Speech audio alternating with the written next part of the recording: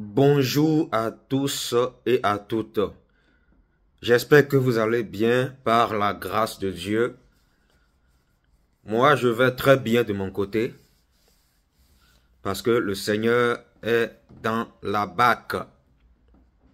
Jésus a dit dans Jean chapitre 13, versets 34 à 35, « Aimez-vous les uns les autres comme je vous ai aimé. » Jésus dit à ses disciples, « Aimez-vous les uns les autres comme je vous ai aimé.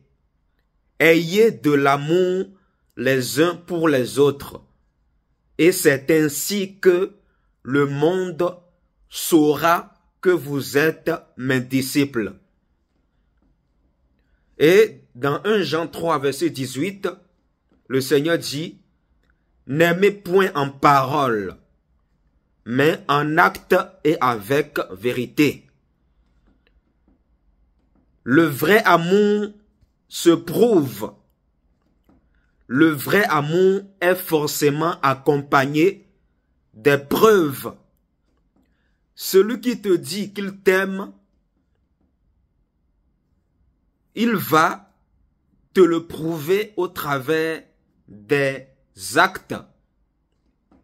Ce n'est pas le fait de dire « je t'aime, je t'aime, je t'aime » qui est une preuve que tu as de l'amour pour une personne. Ce n'est pas ça. Le vrai amour est accompagné des preuves. Moi, je vois souvent des Africains, surtout les Africains en France, qui ne s'aiment pas entre eux. C'est quand même terrible. Surtout les Africains en France, en Europe, ils ne s'aiment pas entre eux. Et après, ils vont dire que les Blancs qui sont là-bas sont des racistes. Alors que vous-même, vous les Africains, vous ne vous aimez pas entre vous. Comment toi, qui te dis homme de Dieu, tu te dis chrétien, tu sais très bien qu'un couple est marié traditionnellement. Et selon la Bible, voilà, on sait que le mariage devant Dieu, c'est ce qu'on fait en famille. Le mariage traditionnel, c'est ça, se marier devant Dieu, selon la Bible. Toi, tu sais que un couple est déjà marié traditionnellement. Et quand tu apprends que ce couple a des problèmes, tu dis à l'homme, tu dis au mari, qui est ton ami, il faut prier, hein? Il faut prier pour savoir si vous êtes faits l'un pour l'autre. Il faut prier, il faut prier. Voilà comment tu as un cœur méchant, la méchanceté. Ce couple est déjà marié, traditionnellement. Même s'ils ne sont pas encore allés à la mairie, aux yeux du Seigneur, ils sont déjà mariés. Devant le Seigneur, ils sont déjà mariés. Parce que le mariage, selon la Bible, c'est comme ça. Toi, tu sais qu'ils sont déjà mariés traditionnellement. Ils ont déjà fait le mariage traditionnel. Et quand tu apprends qu'ils ont des problèmes dans leur couple, tu leur dis, oh, priez d'abord, priez, il faut... Non, tu leur dis, en fait, tu leur dis, priez pour savoir si vous êtes faits l'un pour l'autre. Voilà comment certaines personnes se moquent de certains couples. Pourquoi? Parce que ces personnes ne veulent pas que cet homme et cette femme soient ensemble.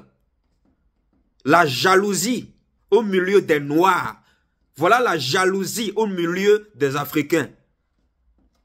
Et après, c'est pour faire des associations de diaspora, la diaspora africaine, c'est pour faire des associations africaines en France pour dire que vous combattez le système occidental qui se lève contre l'Afrique. Alors que vous-même là, vous ne vous aimez pas les uns les autres. Comment toi tu peux dire à un couple déjà marié, hein, tu apprends qu'il y a des problèmes dans ce couple et tu leur dis, hein, tu dis à ce couple déjà marié, priez pour savoir si vous êtes faits l'un pour l'autre. Mais les gens sont déjà mariés. Cet homme et cette femme sont déjà mariés. Et toi, tu leur dis de prier pour savoir s'ils sont faits l'un pour l'autre. Mais c'est quoi cette sorcellerie? C'est quoi cette méchanceté? Vous voyez comment vous jouez avec le mariage? Vous ne craignez pas Dieu. Vous ne connaissez ni les Écritures, ni la puissance de Dieu. Vous ne connaissez ni Dieu, ni sa parole, ni sa puissance. Vous jouez avec le mariage. Vous êtes jaloux quand un homme et une femme se mettent ensemble. Et malgré que cet homme est ton ami, quand tu apprends qu'il y a des problèmes dans son couple, hein, toi tu sais que cet homme-là, que tu appelles ami, s'est déjà marié traditionnellement avec cette femme. Et quand tu apprends qu'ils ont des problèmes, tu dis à ton ami de prier. Tu lui demandes de prier pour savoir si ils sont faits l'un pour l'autre. Après qu'ils sont mariés, c'est là que tu dis ça. C'est là que tu dis ça. Après le mariage, c'est là que toi tu dis ça. Et ça ne vous fait pas réfléchir. Tu es un hypocrite. Tu es méchant. Répands-toi.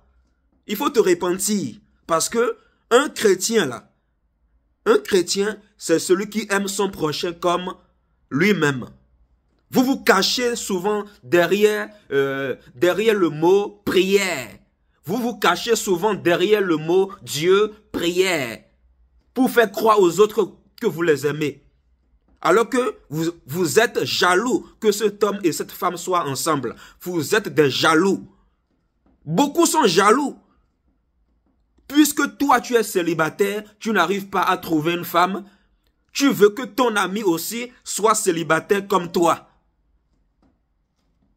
C'est pour ça que quand tu apprends qu'il y a des problèmes dans son couple, tu lui dis, il faut prier, hein? Il faut prier pour savoir si vous êtes faits l'un pour l'autre. Voilà la sorcellerie, la méchanceté. Vous êtes des bandits, moi je vous le dis clairement, vous êtes des bandits, vous devez vous repentir. Et cette vidéo-là, partagez-moi cette vidéo-là. Moi je n'ai peur de personne, vous comprenez? Je n'ai peur de personne. Jésus est dans ma vie et Jésus est la vérité. Vous dites que vous aimez Jésus. Jésus a dit, je suis la vérité. Aimer Jésus, c'est aimer la vérité. Même si la vérité blesse. Vous comprenez? Aimer Jésus, c'est aimer la vérité.